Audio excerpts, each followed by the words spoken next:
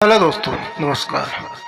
यह कहानी एक अक्षरा नाम की लड़की की है जो रात में बस में अकेले सफ़र कर रही होती है। उसके चाचा चाची उसे बस में बैठाते हैं और बाय करके चले जाते हैं।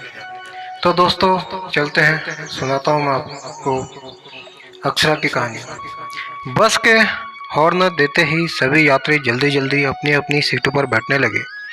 अक्षरा को बंद खिड़की से ही हाथ हिलाकर चाचा चाची को बाय किया। उधर से चाचा जी भी हाथ हिलाते हुए जोर से बोले, मैंने कंडक्टर को कह दिया है कि बगल वाली सीट पर किसी महिला को ही बिठाएं और पहुंचते ही फोन कर देना। बस जल्दी अक्षरा खिड़की का शीशा खोलने की कोशिश करने लगी ताकि ठंडी हवा के झोंकों से उसे उल्टी का एहसास न हो, मगर शीशा टस में मस नहीं हुआ। तो उसने कंडक्टर से शीशा खोल देने को कहा। कंडक्टर ने पूछा, शीशा खोल दिया? अक्षरा के बगल वाली सीट अभी भी खाली थी। उधर कंडक्टर एक दंपति से कह रहा था, भाई साहब प्लीज आप आगे वाली सीट पर बैठ जाए तो आपकी मैडम के साथ एक लड़की को बैठा दूंगा। देखिए ना, रात भर का सफर है, कैसे बेचारी पुरुष के साथ बैठेगी। अक्षरा ने मुड़कर देखा, कंडक्टर पीछे वाली सीट पर बैठे युवा जोड़े से कह रहा था।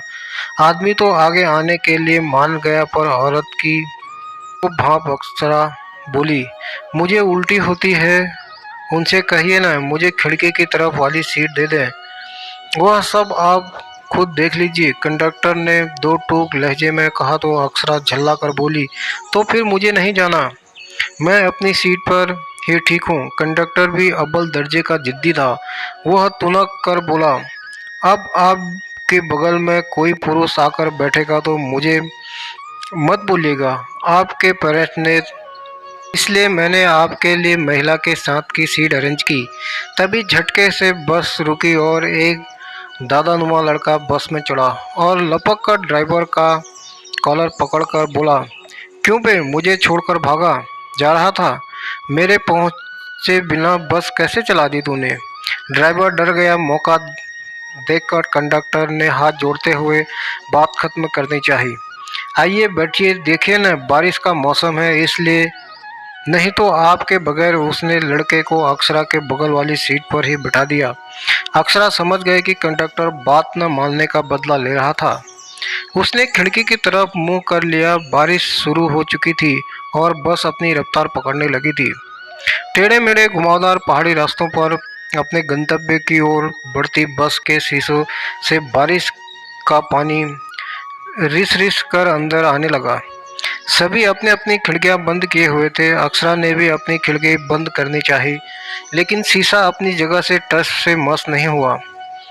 उसने इधर उधर देखा, कंडक्टर आगे जाकर बैठ गया था। पानी रिसते हुए अक्षरा को भिगा रहा था। तभी बगल वाले लड़के ने पूछा, खिड़की बंद करनी है तो मैं कर देता हूँ। अक्षरा ने कोई उत्तर नहीं दिया, फिर भी उसने उठकर पूरी ताकत लगाकर खिड़की बंद कर दी। पानी का रिसना बंद हो गया। बाहर बारिश भी तेज हो रही थी। अक्षरा खिड़की बंद होते ही अकुलाने लगी। उमस और बस के धुएं की गंध से उसका जी मिचलने लगा था। बाहर बारिश काफी तेज थी, लेकिन उसकी परवाह न करते हुए उसने शीशे को सरकाना चाहा तो लड़के ने उठकर फुर्ती से खिड़की खोल दी। अक्षरा उल्टी करने लगी। थोड़ी देर तक उल्टी करने के बाद वह शांत हुई, मगर तब तक उसने बाल और कपड़े काफी भीग चुके थे। बगल में बैठे लड़के ने आत्मीयता से पूछा, आपकी तबीयत तो ठीक है, मैं पानी दूं? कुल्ला कर लीजिए। अक्षरा अनमने भाव से बोली, मेरे पास पानी है। वह फिर बोला, आप अकेली ही जा रही हैं, आपके साथ और कोई नहीं है? अक्षरा इस सवाल से असहज हो उठी। क्यों, मेरे अकेले जाने से आपको क्या लेना?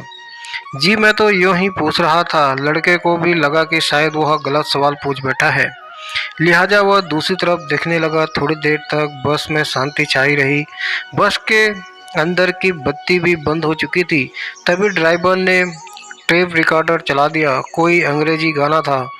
बोल तो स्पष्ट नहीं थे पर कान फोड़ू संगीत गूंज उठा। तभी पीछे से कोई चिल्लाया, अरे ओ ड्राइवर जी, बंद कीजिए इसे, अंग्रेजी समझ में नहीं आती हमें, कुछ हिंदी में बजाइए। कुछ देर बाद एक पुरानी हिंदी फिल्म का गाना बजने लगा। रात काफ़ी बीत चुकी थी। बारिश कभी कम तो कभी तेज हो रही थी। बस पहाड़ी रास्ते की सर्पीली ढलान पर आगे बढ़ रही थी। सड़क के दोनों तरफ उगी जंगली झाड़ियों अंधेरे में तरह तरह की आकृतियों का आवाज़ करवा रही थी। बारिश फिर से तेज हो उठी। अक्षरा ने बगल वाले लड़के को देखा। वह शायद सो चुका था। वह चुपचाप बैठी रही। पानी का तेज झोंका जब अक्षरा को भिगोते हुए आगे बढ़कर लड़के को भी गिरफ्त में लेने लगा तो वह जाग गया। अरे इतनी तेज बारिश है, आपने उठाया भी नहीं।